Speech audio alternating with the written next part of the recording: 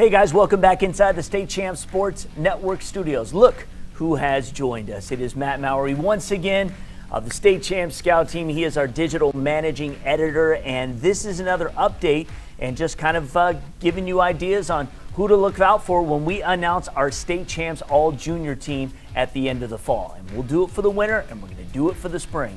We're talking about the fall sports, obviously, here in the fall. And one sport we have not really talked about, even though we talk a lot about football in general on State Champs, whether it be on Extra Point or whether, of course, it be on our television broadcasts and all of the other things that we do, including Scout Team, is our All-Junior team. And we will have our All-Junior team for football. It will be one guy.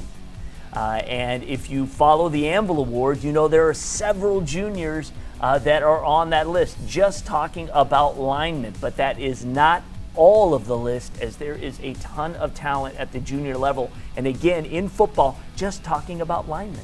Yeah, and when you look at like the rankings, nationally, 9 of the top 15 in the 24/7 rankings for Michigan's class of 2021 are linemen, and 15 offensive linemen are ranked 3-star or better in that class.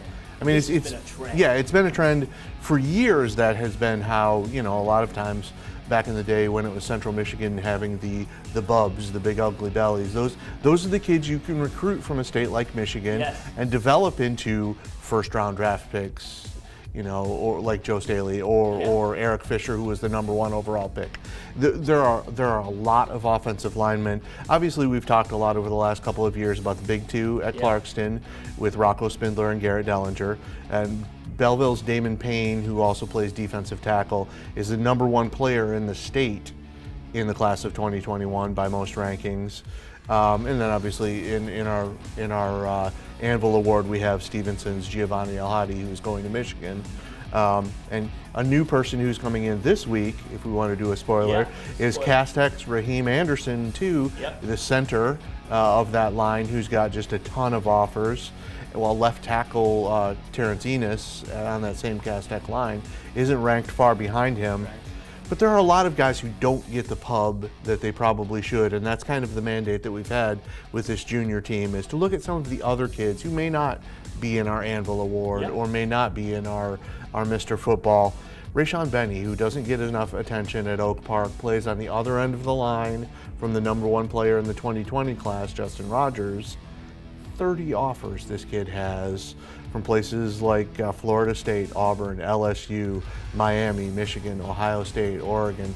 Power 5. Yeah, just picked up his 30th, which is Syracuse. So I guess once you hit that milestone, that's a big thing. Yeah, he's another one that is going to blow up, especially as he goes into his senior year and continues to bulk up.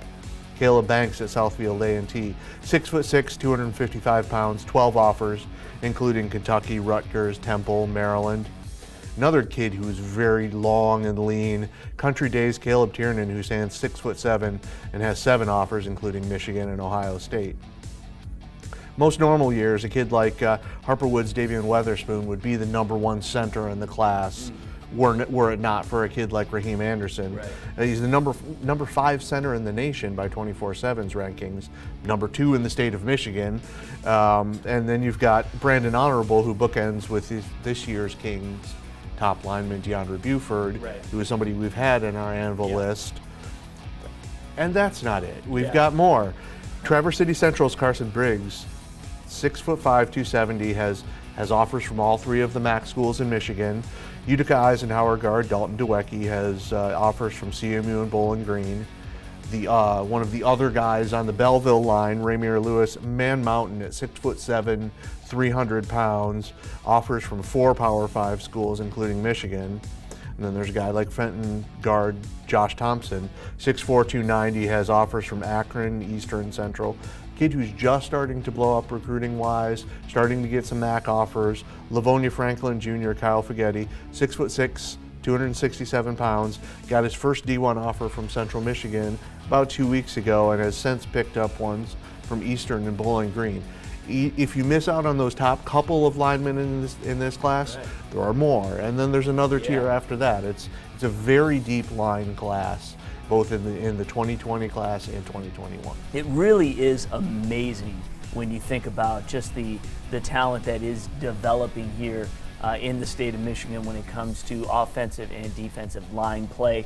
We are definitely going to have our work cut out for us trying to nail it down to one. But the great thing about what we're doing here with the all-junior team is that we're able to at least give some shout-outs and recognize the guys who are just on the precipice of really exploding when it comes to their potential, their talent, and eventually how many people, whether it be 30, 40 offers for some of these guys, where they end up choosing to play at the next level. So just a little update, a little watch list. We've got a lot to digest. That's just linemen. So football going to be very difficult to nail it down to one, but we will do so, and we will do it at the end of the season.